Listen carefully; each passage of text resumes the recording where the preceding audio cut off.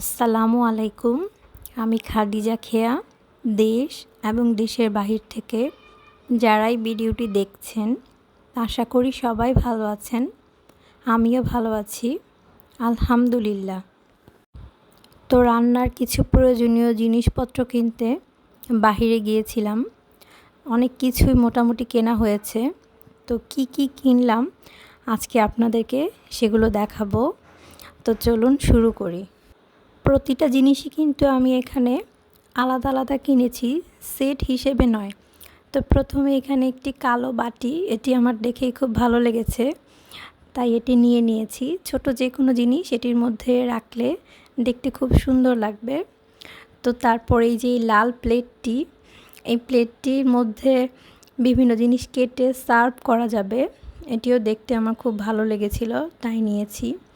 এখানে আমি 5টা ক্লিপ ওয়ালে টানানোর, এটাকে মূলত ওয়াল স্টিকি ক্লিপ বলা হয়।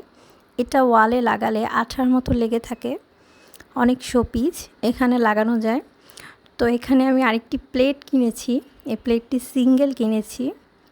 এটার যে আর্ট, সবুজ যে কালার, হলুদ, হালকা একটু হোয়াইট কালারের মিক্সড, এটা আমার কাছে খুব ভালো লেগেছে।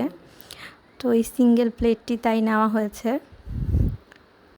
এই প্লেটটিতে সিঙ্গেল কিছু সার্ভ করলে দেখতে কিন্তু খুব চমৎকার লাগবে। এইখানে আমি একটি সিঙ্গেল চায়ের কাপ পিস কিনেছি ব্ল্যাক কালারের মধ্যে। এটি দেখতে কিন্তু খুব অসাধারণ লাগছে। তো এবার আসি কাঁটা চামচ বা স্পুন, দু ধরনের যে চামচ আছে, চামচের ব্যাপারে আমি প্রায় আজ থেকে 6-7 বছর হবে তখন সেই যে চামচ কিনেছিলাম, এরপর আর এখন পর্যন্ত একবারও কেনা হয়নি।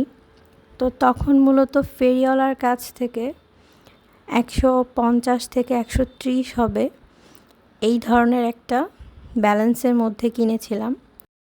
যে কোনো জিনিস বহুদিন যত্নের সাথে ব্যবহার করতে পারা, এটি আমার একটি পছন্দনীয় কাজ।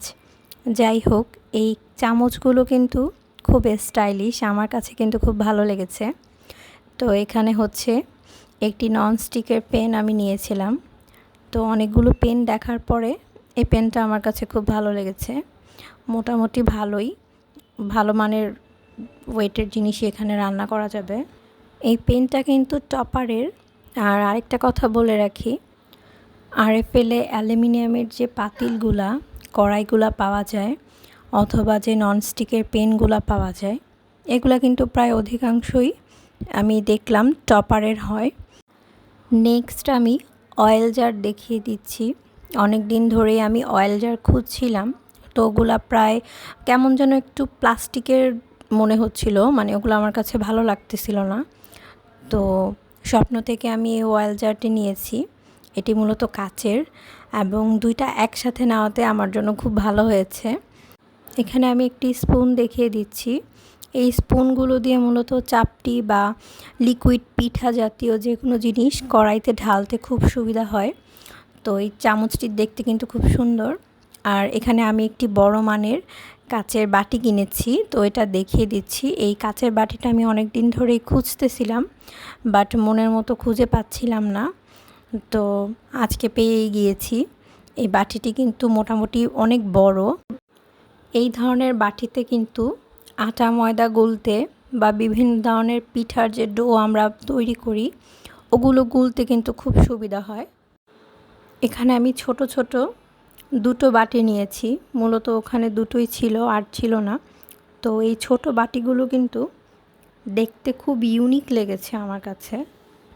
এই ধরনের বাটিগুলো আমি মূলত নিয়েছি পেঁয়াজ কুচি, কাঁচামরিচ কুচি বা বেরেস্তা তুলে রাখার জন্য।